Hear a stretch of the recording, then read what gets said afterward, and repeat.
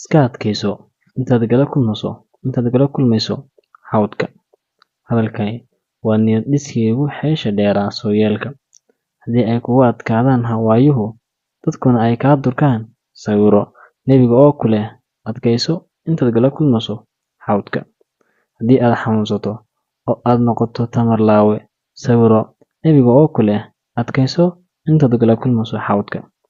Kolkay xijaabka xooran habluhu ee ay muujiyaan quruxda iyaga oo rajeynaya guur, ku dheg diintaada adiga oo sawiranaya nebiga oo ku leh adkayso intaad gala kulmayso hawdka. Kolkay idinku xadgudbaan qaraabadu, markay idinka tagaan kuwii idin jeclaa, ama idinka sheegaan waxaydnan odhan, sawirta nebiga oo idin leh adkaysta intaad gala kulmaysaan hawdka. Haddii ay idinla qurux badnaato xumaantu, noloshu ay idinku shukaamiso, xasuusta in aad joogtaan hoy laga tegayo iyo guri laga gudbayo.